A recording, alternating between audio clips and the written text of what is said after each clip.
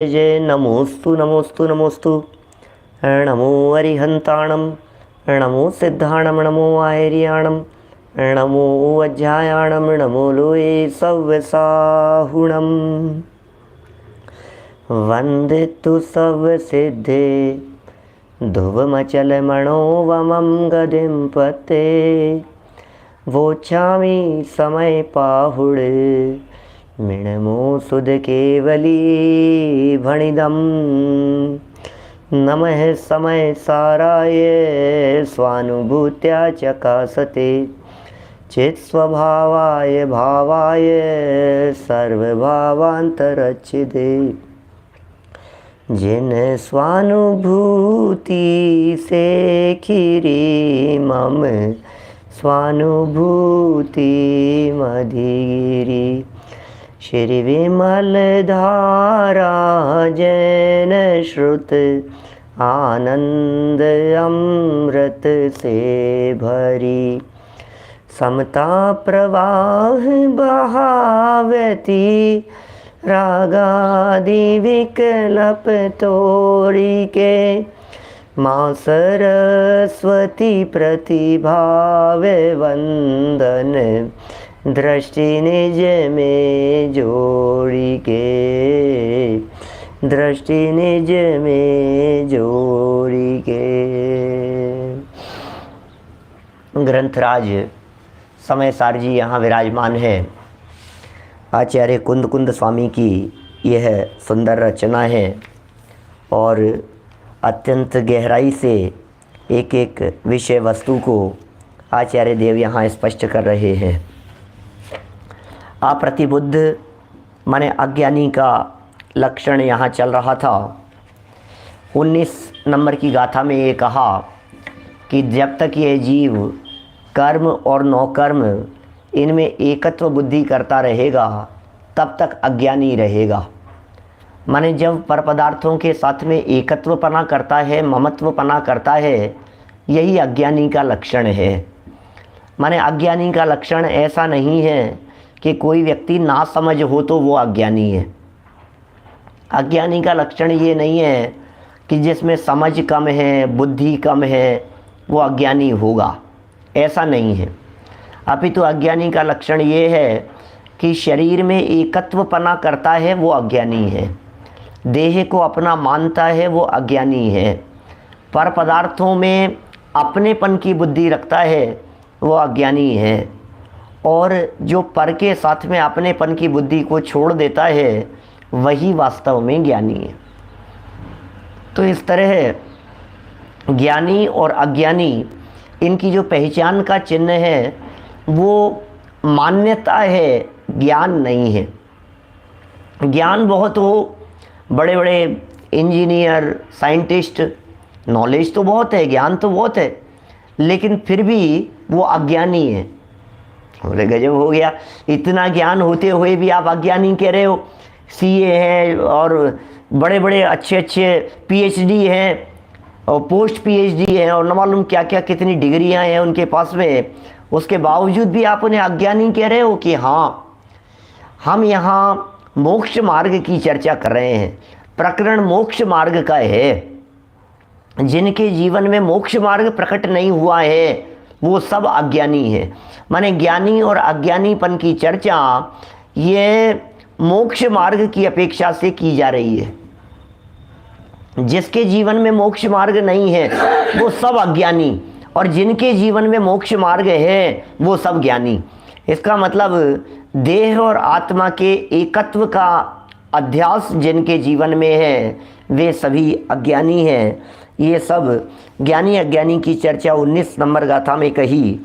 और फिर इसी बात को आगे बढ़ाते हुए जैसे नाचार्य की 2 गाथाएं भी दी थी, एक 21 नंबर का कलश भी दिया था, दर्पण का एग्जाम्पल देकर के भी बात कही थी। हम चर्चा कर चुके हैं विगत दिनों में आपके बीच में।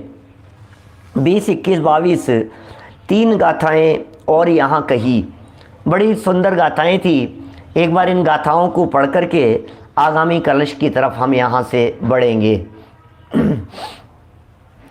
क्या कहते हैं देखिए। सचेत और अचेत एवं मिश्र सब पर द्रव्य है मेरे ये मैं इनका हूँ, ये मैं हूँ या मैं हूँ यही। हम थे सभी के यहाँ हमारे थे सभी गत काल में, हम होएंगे उनके हमारे वे अनागत काल में। ये दो गाथाएं पढ़ो और तीसरी नहीं पढ़ो तो ऐसा लगता है कि ये क्या बात लिख दी है यहाँ पर। हम थे सभी के, सब हमारे थे भूतकाल में, हम उनके होएंगे वे हमारे होएंगे अनागत काल में, इन फ्यूचर। तो ये कह रहे ये बात तो ऐसी लगती है जैसे देखो कितना मोह बढ़ाने की बात कर रहे हैं। सब अपने भाई साहब, अरे ये तो अपने ही है, अरे ये पंडित जी तो अपने ही है, अरे ये तो अपना ही बच्चा है, ये तो अपना ही परिवार है, अरे ये तो अपने ही गांव का है। तो किस तरह की अपनेपन की बुद्धि लगती है। न केवल इस तरह की बुद्धि किसी व्यक्ति में होती है, इस तरह की बुद्धि अचेतन पदार्थों में भी होती है। इस तरह की बुद्धि सचेतन में तो होती है, अचेतन में भी होती है। इतना ही नहीं, मिश्र में भी होती है। सचित, अचित और मिश्र, इन बातों का वर्णन करने वाली ये बहुत महत्वपूर्ण गाथाएं थी जिनकी चर्चा कल हम पूर्ण कर चुके हैं। और इसमें जो तीसरी गाथा दी है, जो नीचे जो पद्यानुवाद दिया है, बड़ा गजब का है, सारी बात को, वस्तु स्थिति को स्पष्ट कर दिया है। ऐसी असंभव कल्पनाएं मूढ़ जन नित ही करें, भूतार्थ जानन हार जन ऐसे विकल्प नहीं करें। मैंने पिछली दो गाथाओं में जो बात कही थी 20 नंबर और 21 नंबर में, उसके संबंध में कह दिया ये कल्पनाएं हैं सिर्फ, और कुछ नहीं है। और कल्पनाएं भी झूठी कल्पनाएं हैं, असंभव कल्पनाएं हैं। वास्तव में इस दुनिया में आज तक कोई पदार्थ तुम्हारा हुआ नहीं है, लेकिन ये ऐसा समझता है ये हमारे थे, ये हमारे हो जाएंगे। बोले ये सब झूठी और असंभव कल्पनाएं हैं। ये धरती हमारी है, ये मकान हमारा है, ये नीचे से ऊपर तक पूरा जो बंगला दिखाई देता है ये हमारा ही है, ये असंभव है ये। क्योंकि कुछ समय पहले कोई दूसरे व्यक्ति इसे अपना कहते थे, उसके कुछ समय पहले कोई और इसे अपना कहते थे, उसके कुछ समय पहले कोई और अपना कहते थे। भैया कोई न कोई दूसरे व्यक्ति इसे अपना अपना कहते रहे हैं।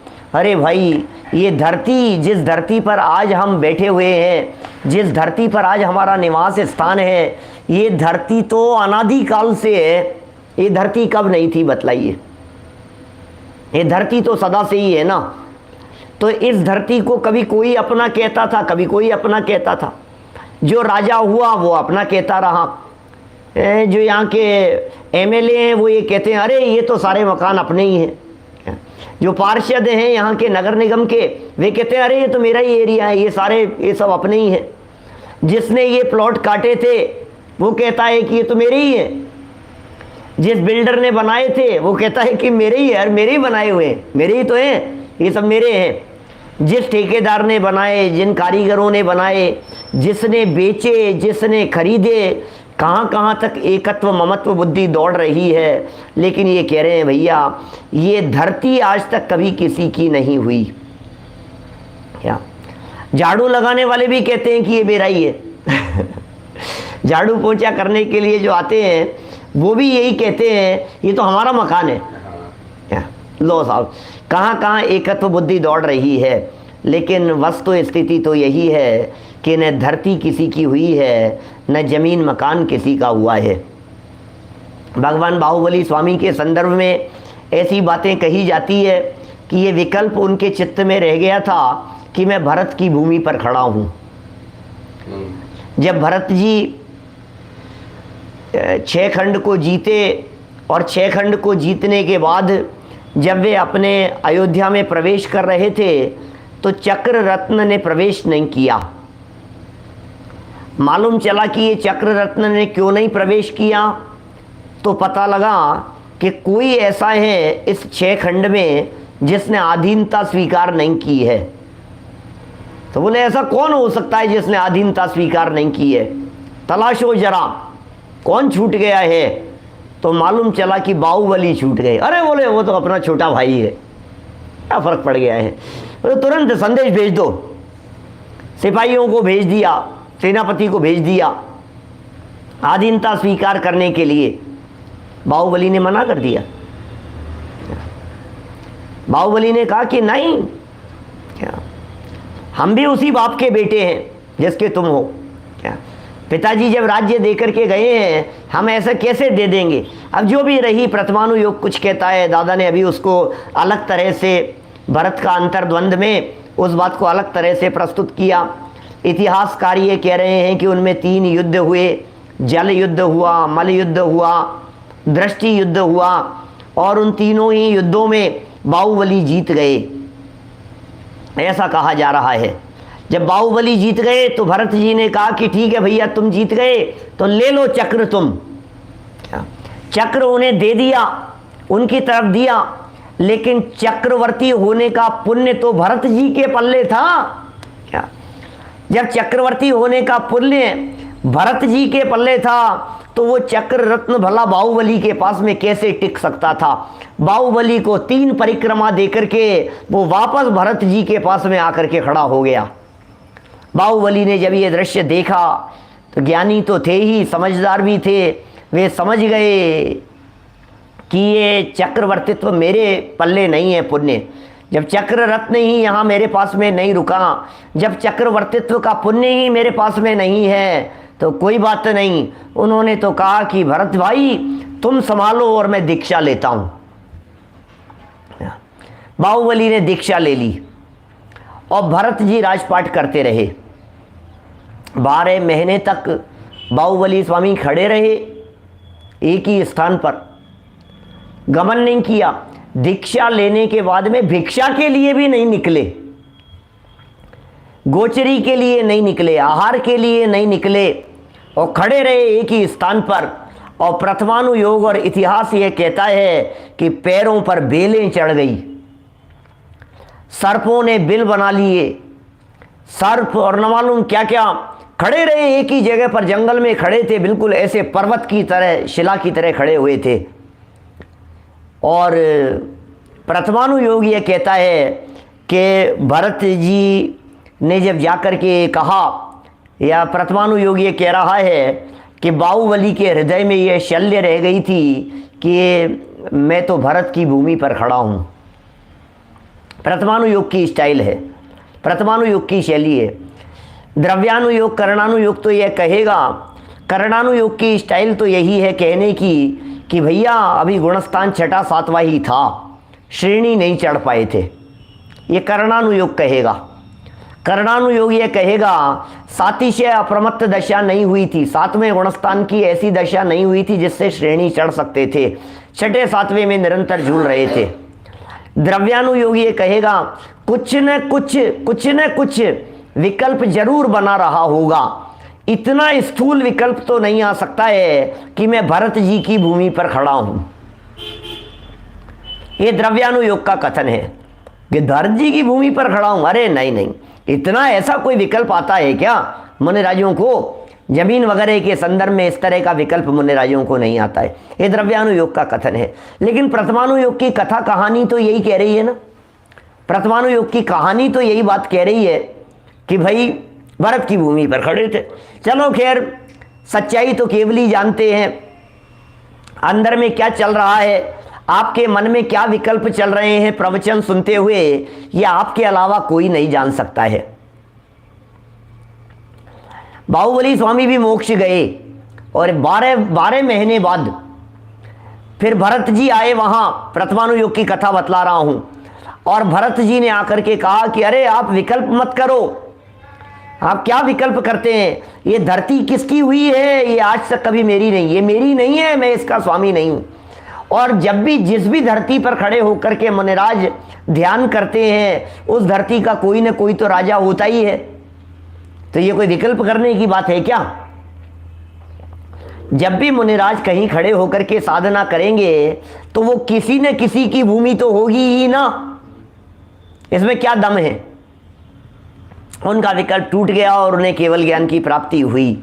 हमें तो ये कहना है कि बाहुबली के संदर्भ में भी ऐसा कहा जाता है कि भरत की भूमि पर खड़े हैं। भैया, भरत जी ने कहा कि ये भूमि किसी की नहीं हुई है। अरे भरत के बाद में जब भरत चक्रवर्ती हुए, देखो कितना सुंदर प्रसंग है इस धरती के संदर्भ में। यदि इस 6 खंड की विभूति और इस भरत क्षेत्र को अपना कहने वाले भरत चक्रवर्ती इसे अपना मान लेवे, तो जब वे 6 खंड को जीतने के लिए गए और शिला को देखा, उन्होंने विजयार्ध नामक शिला को देखा, म्लेच्छ खंड में रखी हुई उस शिला को, जब वहां जाकर के खड़े हुए और उस शिला को देखते हैं, नाम लिखने के लिए गए थे। 14 रत्नों में से एक रत्न था उनके पास में, कांकनी नाम का रत्न, एक रत्न होता है। वही रत्न समर्थ है उस वृषभाचल पर्वत के ऊपर अपना नाम लिखने में। ओहो, जब वहां जाकर के नाम लिखने के लिए पहुंचे, तो जैसे ही नाम लिखने के लिए पहुंचे, अरे मैं क्या देख रहा हूं, अरे पूर्व में हुए अनगिनती चक्रवर्तियों से 100 योजन बड़ी ये पूरी की पूरी शिला ये भरी हुई दिखाई दे रही है। इतने चक्रवर्ती पहले हो चुके हैं।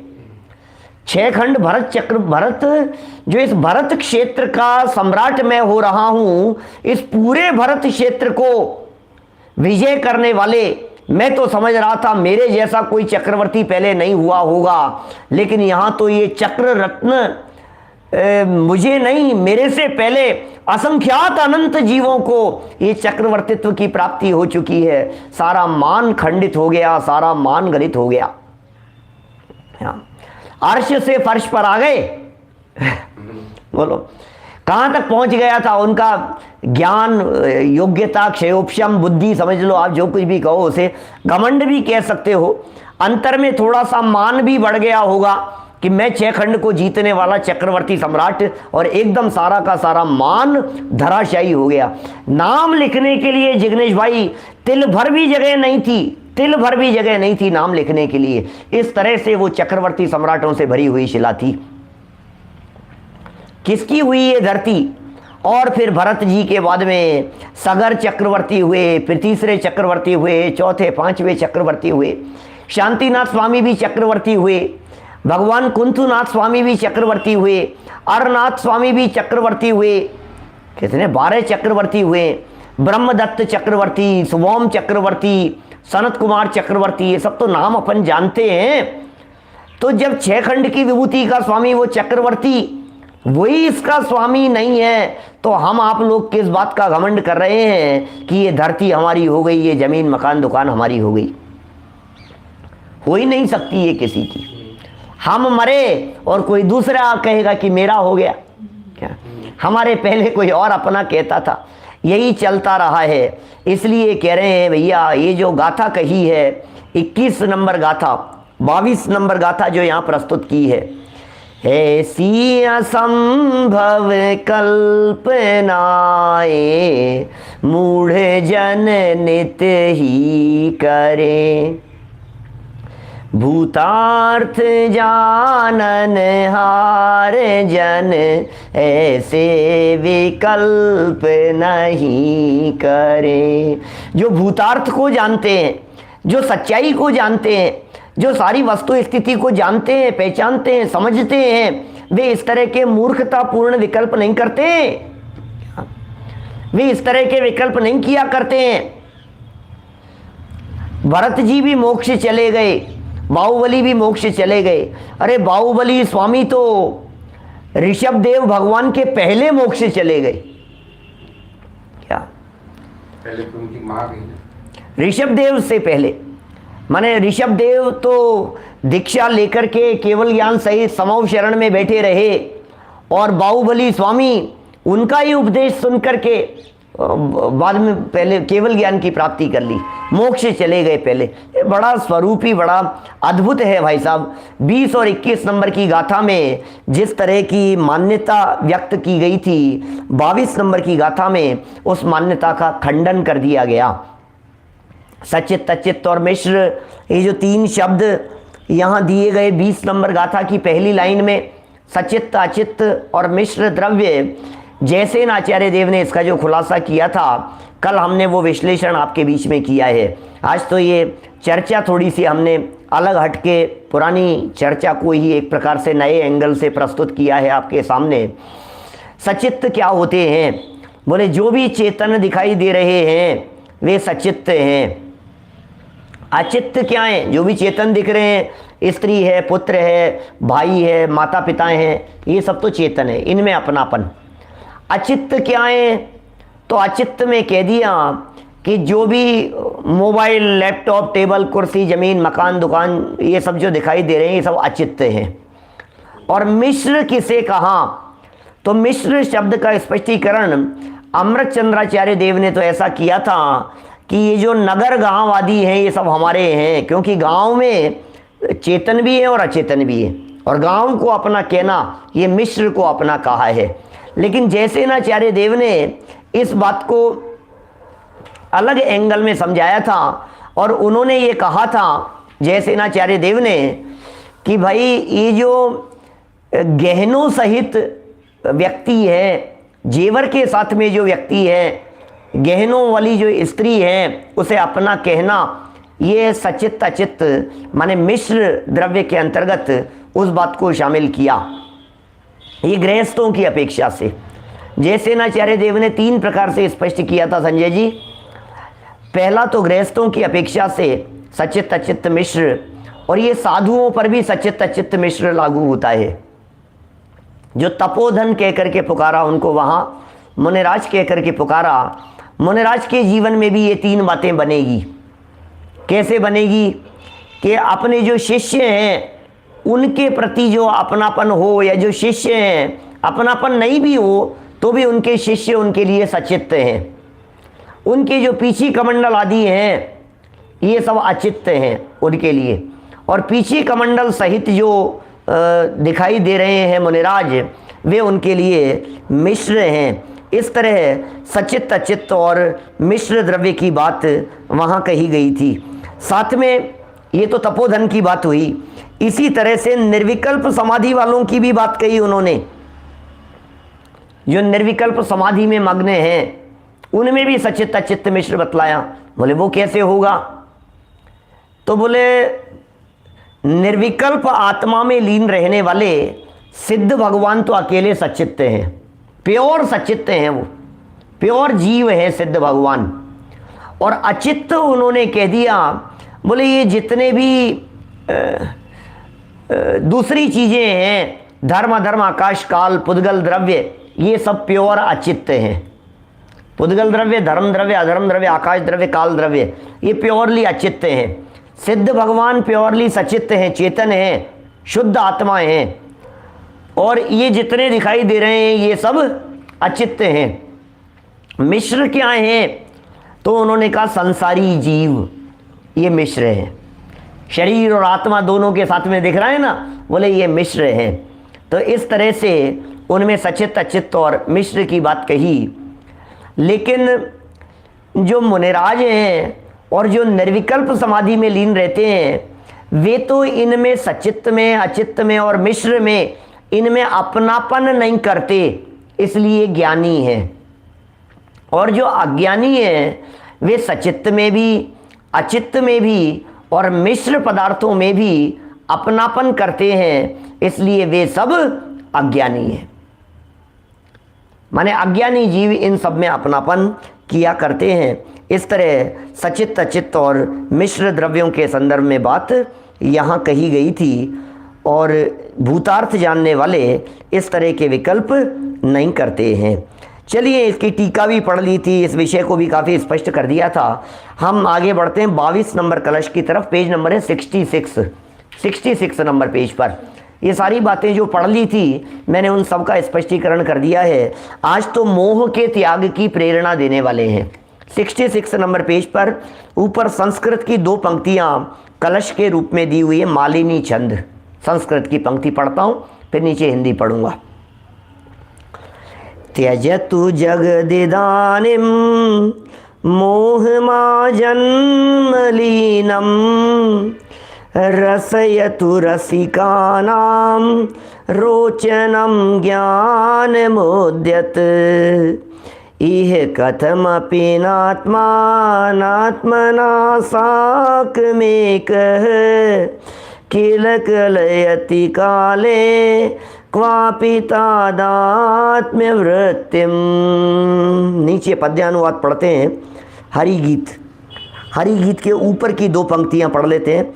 अब आचार्य अमृतचंद्र कलश के माध्यम से प्रेरणा देते हैं कि हे जगत जनों, पर से एकत्व का मोह अब तो छोड़ो। इतनी बातें जान ली हैं। हे जगत जनों, पर के प्रति एकत्व का जो ये मोह है, यह मोह अब तो छोड़ो, क्योंकि यह आत्मा अनात्मा के साथ कभी भी एकत्व को प्राप्त नहीं होता। इस आत्मा का माने चेतन का यह अनात्मा शरीर आदि के प्रति कभी भी एकत्वपना होता ही नहीं है। यह आत्मा कभी भी शरीर नहीं हुआ, ये शरीर कभी भी आत्मा नहीं हुआ। शरीर और आत्मा तो सदा काल भिन्न भिन्न ही है, सदा काल भिन्न भिन्न ही है। अरे समव शरण में रहते हुए अरहंत परमात्मा भी भले ही उन्हें मिश्र कहकर के पुकारा जाए, लेकिन समव शरण से तो वे अछूते ही रहते हैं। परम औदारिक शरीर होता है अरहंतों का, लेकिन परम औदारिक शरीर होते हुए भी वे निरंतर शरीर से अछूते भिन्न ही रहते हैं। आप जानते हैं समव शरण में रहते हुए अरहंत भगवान कमल से भी 4 अंगुल ऊपर अनटच रहते हुए विराजमान होते हैं। टच नहीं होते, अनटच रहते हैं। जब वे वहां समव शरण में भी सिंहासन पर कमलासन के ऊपर 4 अंगुल ऊपर अनटच रह करके विराजमान होते हैं, तो यह दृश्य इसी बात को प्रदर्शित करता है कि उनका आत्मा भी शरीर से अनटच रहता है। भाई वस्तु स्थिति तो यही है? देखिए इसका पद्यानुवाद पढ़ते हैं। बड़ा गजब का पद्यानुवाद है, हरि गीत छंद है नीचे। आ जन्म के इस मोह को हे जगत जन तुम छोड़ दो, रसिक जन को रुचे जो रुचे उस ज्ञान के रस को चखो। तादात्म्य पर के साथ जिनका कभी भी होता नहीं, अरे स्वयं का ही स्वयं से अन्यत्व भी होता नहीं, अन्यत्व भी होता नहीं।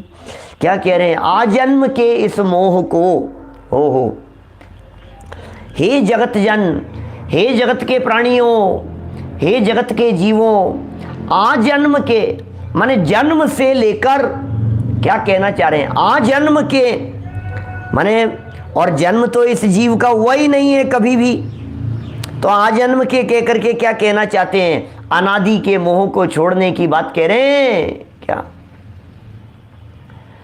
अनादि से जो मोह बैठा हुआ है, अनादि से जो पर पदार्थों में एकत्व ममत्व बुद्धि बैठी हुई है, ये लिख रहे हैं जन्म के इस मोह को। कौन सा मोह? जन्म से? हाँ, जन्म से तो था ही। जन्म से हमने इस शरीर को अपना मान रखा है, जबकि ये अपना है ही नहीं। इस देह को अपना मान रखा है, इस नाम को अपना मान रखा है, जबकि सच्चाई यह है कि ये नाम तो कुछ समय बाद में रखा गया था। क्या उससे पहले भी मैं तो था ना? नाम रख दिया गया निखिल भाई। अब बताओ, अब ये नाम यदि मेरा है, ये मेरा यदि ये नाम है, मैं ऐसा मानता हूं, तो ये नाम जब नहीं रखा गया था उसके पहले भी मैं तो था ना। नाम कब रखा? कि जब 2-4 महीने के हुए तब नाम रखा। पहले तो क्या होता था, 2-4 साल के होते थे तब तक कुछ भी पुकारते थे, फिर जब स्कूल में एडमिशन होता था तब पक्का नाम होता था। और आजकल थोड़ा जल्दी रख लेते हैं, ऐसा भी हो जाता है। आजकल तो जन्म होता है उसके पहले भी रख देते हैं, सोच लेते हैं दिमाग में कि ये नाम रखेंगे, ऐसा हो जाता है।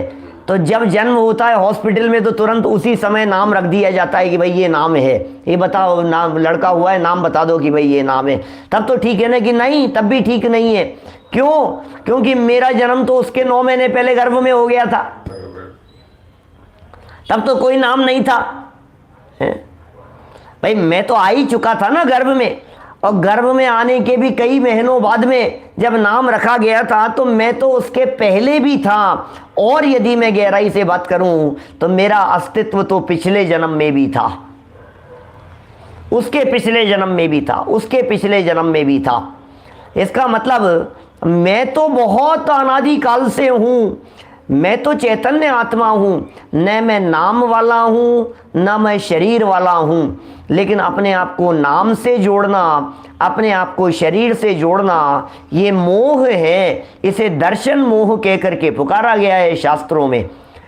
इस मोह को मिथ्यात्व कह करके पुकारा गया है और प्रेरणा दे रहे हैं, हे जगत तुम अब तो छोड़ दो।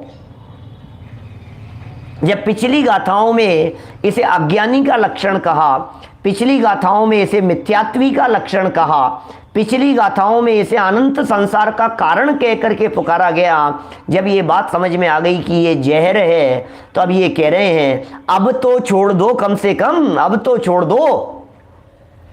कि साहब हाँ छोड़ना, कि साहब इसे छोड़ देंगे तो फिर क्या करेंगे? आपने तो कह दिया इसे छोड़ दो, आजन्म के इस मोह को छोड़ दो, ये बात तुमने तो कह दी, लेकिन छोड़ेगा कौन और कौन छोड़ने में समर्थ होगा? तो सेकंड लाइन में जवाब देते हैं, रसिक जन को रुचे जो रुचे, उस ज्ञान के रस को चखो। भैया मोह के रस को तो छोड़ दो, मोह का भी रस बड़ा विचित्र प्रकार का होता है। मोह का भी एक रस है, उस मोह के रस का त्याग कर दो।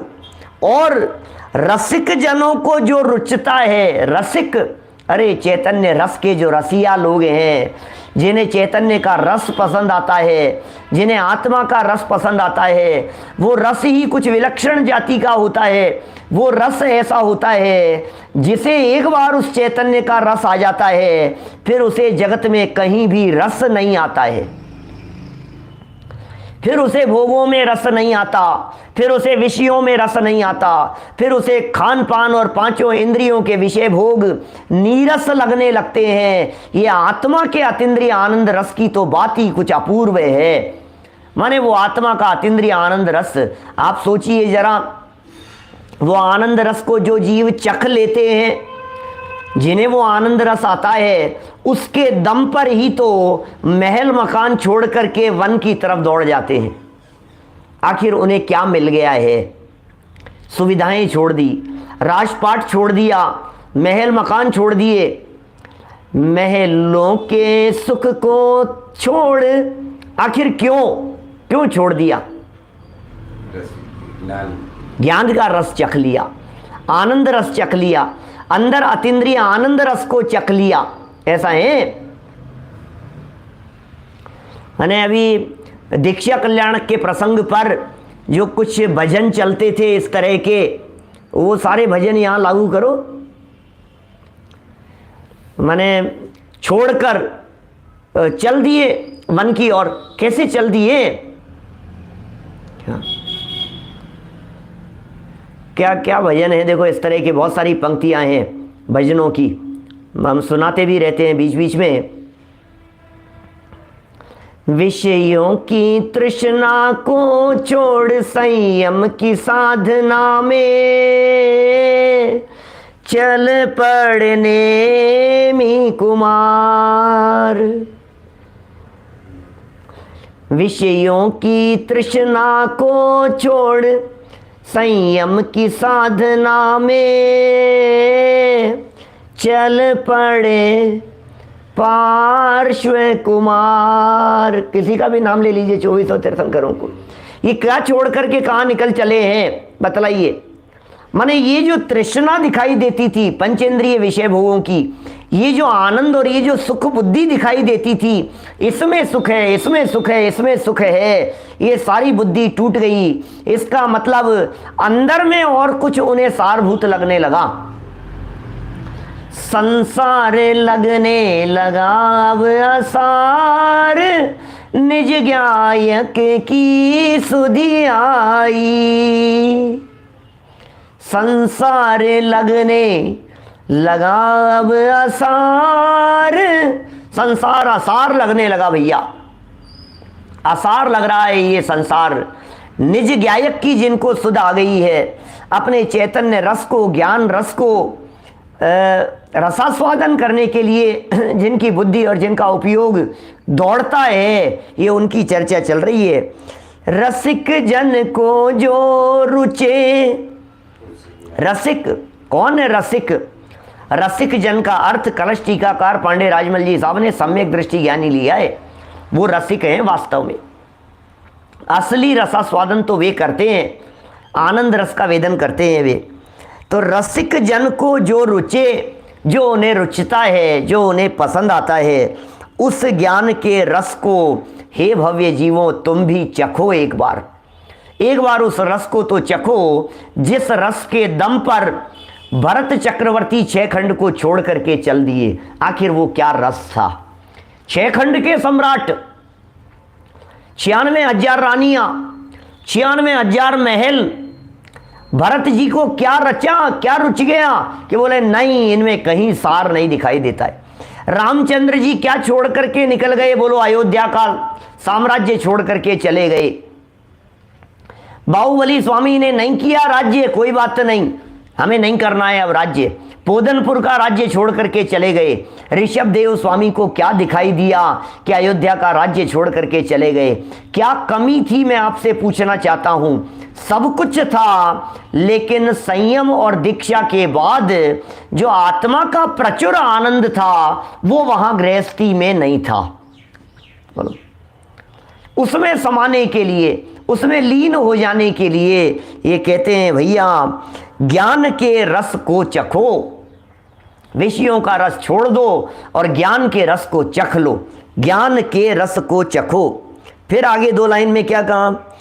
तादात्म्य पर के साथ जिनका कभी भी होता नहीं, अरे स्वयं का ही स्वयं से अन्यत्व भी होता नहीं।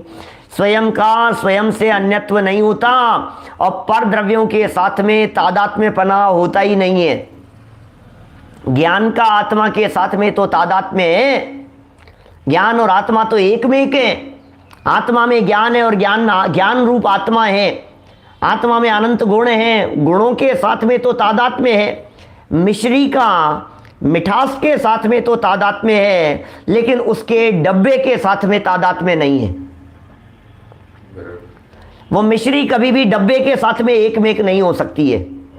उसकी जो मिठास है वो मिश्री की मिठास मिश्री में ही होगी, उसके डब्बे में नहीं होगी। इसलिए ये प्रेरणा दे रहे हैं यहाँ पर के साथ में जिसका तादात्म्य कभी भी नहीं हो सकता है, स्वयं का ही स्वयं से अन्यत्व भी होता नहीं, स्वयं का स्वयं के साथ में एकत्व ही, यही उपयोगी है, यही उपादेय है। देखिए इसका अर्थ लिखते हुए आगे क्या लिखते हैं। 67 नंबर पेज पर, पेज बदलें अपन और अगले पेज पर जो संस्कृत की लाइनों के नीचे 67 पेज पर संस्कृत के नीचे एक जो लाइन खिंची हुई है, उस लाइन के नीचे हे जगत के जीवों, हे जगत के जीवों, अनादि से लेकर आज तक, ये अर्थ किया है आजन्म का। आजन्म के मोह को छोड़ दो। आजन्म के मतलब कि साहब जन्म से लेकर के अभी तक, लेकिन जन्म तो हुआ ही नहीं है ना। जन्म किसका हुआ है? जिसका जन्म हुआ है वो तो मैं हूं ही नहीं। क्या सुनील जी सर्राफ साहब, जिसका जन्म हुआ है वो तो मैं हूं ही नहीं ना,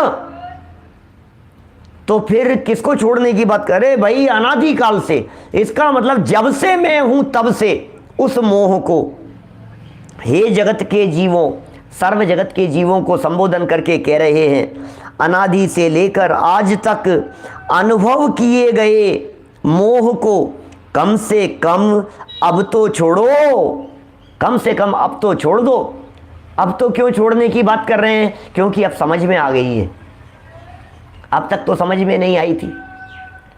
अब तक तो हमारे समझ में आई यही आ रही थी कि ये मकान मेरा ही है। अब तक तो समझ में यही आ रही थी कि ये परिवार मेरा ही है। देखो सच कहूं, 2 वाक्य बच्चे पलट करके सामने दे देवे तो हकीकत सामने आ जाती है।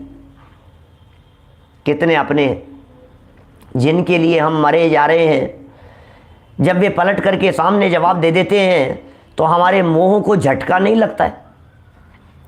एकदम ऐसा लगता है ना कि अरे रे ये कैसे कह रहा है, आज कैसी बात कह दी है इसने, आज बच्चे ने कैसी पलट करके जवाब दे दिया, ऐसा जवाब दे दिया हमारे को। हमें अंदर से ऐसी फीलिंग आती है कि जिनके लिए हम मरे जा रहे हैं, जिनके लिए हम दिन रात एक कर रहे हैं, कमा रहे हैं, जोड़ रहे हैं, इकट्ठा कर रहे हैं, जिनके लिए सब कुछ कर रहे हैं, वे हमारे को इस तरह का जवाब दे रहे हैं। झटका लगता है, एकदम जमीन खिसक जाती है नीचे से।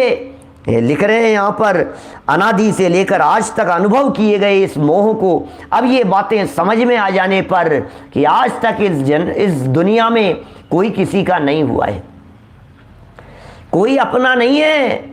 जिसको तुम अपना कहते हो वो छोड़ तुम्हें चल देता है, जिसको हम अपना कहते हैं वो छोड़ करके चले जाता है। भैया हमने परसों एक भजन सुनाया था, थोड़ा नेटवर्क की प्रॉब्लम थी इसलिए कट कट करके आ रहा था, कुछ पंक्तियां रिपीट करता हूं वापस। सब झूठे रिश्ते नाते हैं, सब झूठी प्रेम कहानी है, क्षण भंगुर जीवन है चेतन, इस जग की यही कहानी है। सब झूठे रिश्ते नाते हैं। और अंतरा क्या था उसका? अर्जुन और भीम सदृश योद्धा इस जगती तल पर आए थे, अपनी यादों के स्वर्ण महल कितनों ने यहाँ बनाए थे। कल जुबा जुबा पर किस्से थे, आज एक खंड हर के हिस्से हैं। जग के वैभव का हाल है ये, सब जीते जी के किस्से हैं। अर्जुन भीम जैसे योद्धा, और लगा लीजिए जिन जिन के नाम आपको याद हैं, अपनी यादों के स्वर्ण महल बनाए। अरे मैंने कैसा बनाया है, क्या 25 करोड़ की कोठी बनाई है, देखो तो सही आप। 100 करोड़ का बंगला है, जरा देखो तो सही। दुनिया एक बार बाहर से निकलती है तो लोग बाहर से निकलते हुए भी सेल्फी लेते हैं मकान के साथ में। ऐसा मकान बनाया है कि कोई बात नहीं, बनाया है ना तूने, थोड़े समय बाद में तुम तो न मालूम कहाँ चले जाओगे और ये मकान धीरे धीरे करके खंडहर हो जाएगा। जग के वैभव का हाल है ये, सब जीते जी के किस्से हैं। आगे सुनाऊं भजन की पंक्तियां? और कुछ लोग लिख रहे हैं सामने से लाइव चैट पर, देखो क्या कहते हैं। ढलता सूरज उगता चंदा, हम सबको ये बतलाता है। ढलता सूरज उगता चंदा, हम सबको ये बतलाता है युग युग की है रीत यही, हर आने वाला जाता है। वो सूर्य आया था और ढल गया, वो भी चला गया, हर आने वाला जाता है। बेदर्द जमाने में चेतन, हम किस किस को फरियाद करें, जैसी करनी वैसी भरनी, क्यों व्यर्थ समय बर्बाद करें। ये जगत का हाल है भाई साहब। किसके इसके प्रति मोह करें, किसके प्रति तन्मयता करें। सब झूठे रिश्ते नाते हैं, सब झूठी प्रेम कहानी है, क्षण भंगुर जीवन है चेतन, इस जग की यही कहानी है, सब झूठे रिश्ते नाते हैं। ये सारी बातें यहाँ लिख दी है। अनादि से लेकर आज तक अनुभव किए गए मोह को कम से कम अब तो छोड़ दो, कम से कम अब तो छोड़ दो। जब बच्चे सामने जवाब दे रहे हैं, जब बहुएं कहना नहीं मान रही है, जब पोते पोती हमारे हिसाब से नहीं चल रहे हैं, जब पत्नी पलट करके जवाब दे रही है, जब हस्बैंड हमारी नहीं सुन रहे हैं, जब ये सारी बातें हमारे को स्पष्ट दिख रही है, जब हमारा सगा भाई हमारे प्रति केस कर रहा है कोर्ट में मकान के लिए, जमीन दुकान के लिए, जब ये सच्चाई जगत में दिखाई दे रही है, तब तो कह रहे हैं भाई इस आजन्म के इस मोह को अब तो छोड़ दो कम से कम। कि छोड़ करके क्या करें ये तो बताओ, कि उसके प्रति उस रस को चखो, मोह का रस। लेकिन क्या करें, मोह इतना हावी होता है, बच्चे पलट पलट करके सामने जवाब देते हैं, उसके बावजूद भी थोड़ी देर के लिए तो झटका लगता है, फिर वही मोह हावी हो जाता है कि नहीं नहीं बेटा कोई बात नहीं, बच्चा तो अपना ही है। क्या बच्चे नालायक हो जाएं तो क्या करें। जगत में एक कहावत चलती है, पुत्र कुपुत्र हो सकता है लेकिन माता कभी कुमाता नहीं होती। क्या पुत्र भले ही खोटा हो गया लेकिन माता कभी कुमाता नहीं होती। माँ का जो मोह है अपने बच्चों के प्रति वो तो बराबर बना ही रहता है। हमारी भी यही हालत है। ये लिख रहे हैं, रसिक जनों को जो रुचिकर लगता हो, रसिक जनों को जिसमें आनंद आता हो, रसिक जनों को जिसमें रस आता हो, ऐसे उदित ज्ञान का आस्वादन करो। अरे इस ज्ञान जो कि प्रकट उदित दिखाई देता है, ज्ञान जो कि प्रकट प्रकाशमान दिखाई देता है, उसका आस्वादन करो भैया। ये ज्ञान प्रकट मौजूद है, उसका स्वाद चखो तो सही एक बार। ज्ञान पे मोह की धूल पड़ी है। ये जो ज्ञान दिखाई दे रहा है, इस ज्ञान के ऊपर मोह की धूल पड़ी हुई है। और जिनागम ये कह रहा है उस ज्ञान पर से मोह की धूल को हटाओ और खाली पवित्र ज्ञान का अनुभव करो। जब ज्ञान के अनुभव की बात आचार्य देव कहते हैं तो उसका अर्थ ज्ञान स्वभावी आत्मा का रस चखने की प्रेरणा दे रहे हैं, ऐसा समझना चाहिए। ज्ञान स्वभावी आत्मा का रस चखने की बात यहाँ समझनी चाहिए। ये कितना स्पष्ट लिख रहे हैं, ज्ञान का आस्वादन करो। क्यों भैया, क्यों करें उसका आस्वादन? क्योंकि आत्मा इस लोक में किसी भी स्थिति में अनात्मा के साथ तादात्म्य को धारण नहीं करता, पर के साथ एक में एक नहीं होता। ये आत्मा किसी भी स्थिति में, क्या किसी भी स्थिति में पर के साथ में तादात्म्य होता ही नहीं है। अरे ये आत्मा यदि शरीर के साथ में एक में एक हो गया होता तो जब चिता में जलाया जा रहा था तो आत्मा भी जल जाता। इसलिए शरीर अलग है और आत्मा अलग है। आत्मा शरीर के साथ में एकत्व रूप नहीं होता है। शरीर तो नष्ट हो जाएगा, छूट जाएगा, यहाँ देह तो छूट जाएगी, और जो अंदर बैठा हुआ चेतन आत्म तत्व है वो सदा काल कायम रहेगा। मैं चेतन हूं, मैं आत्म तत्व हूं, मैं अविनाशी तत्व हूं, मेरा मरण नहीं होता कभी भी। देह मरे तो भले ही मरे, अरे कल छूटती हो चाहे आज छूटे, मुझे क्या फर्क पड़ता है। शरीर का संयोग हुआ था, इसका वियोग नियम से होगा भाई साहब। जन्म और मृत्यु इन दो की दृष्टि से देखा जाए तो इस धरती पर हर व्यक्ति समान है। जीवन पर्यंत किसने कितना कमाया और किसने कितना गंवाया, हमें ये बतलाइए। जन्म तो सबका एक जैसा ही हुआ था। अंबानी जी के यहाँ भी यदि बच्चे का जन्म हुआ हो और किसी गरीब के यहाँ फुटपाथ पर जन्म हुआ हो, बोले जन्म के समय तो दोनों एक जैसे ही हैं, कोई फर्क नहीं पड़ता है। और मरण हो जाने पर भी चिता में जलाया जा रहा है।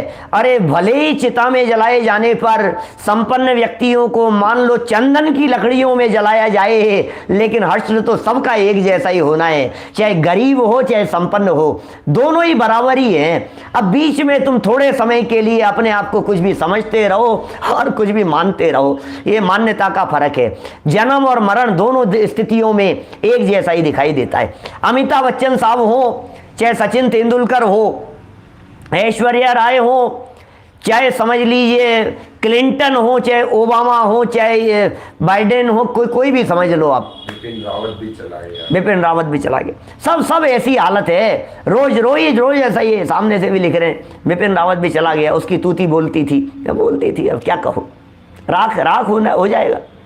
लेकिन भाई प्रसन्नता की बात तो यह है कि जो राख हो जाएगा वो मैं नहीं हूं, जो रखा रहेगा वो मैं हूं। क्या इसके राख हो जाने पर भी जो रखा रहेगा का मतलब जानते हैं क्या आप? ये हमारे यहाँ की राजस्थान की भाषा है इस तरह की, रखा रहेगा, रखा है, ये कहाँ रखा है? रखा है माने अवेलेबल है, रखा है माने है, मौजूद है। तो रखा रहेगा वो कौन है कि बोले वो आत्मा, वो रखा रहने वाला तत्व है। और जो राख हो जाएगा बोले वो परद्रव्य है, परद्रव्य राख हो जाएगा और चेतन रखा रहेगा। इसलिए राख हो जाने से दृष्टि हटाओ और रखा रहने वाले में एकत्वपना करो।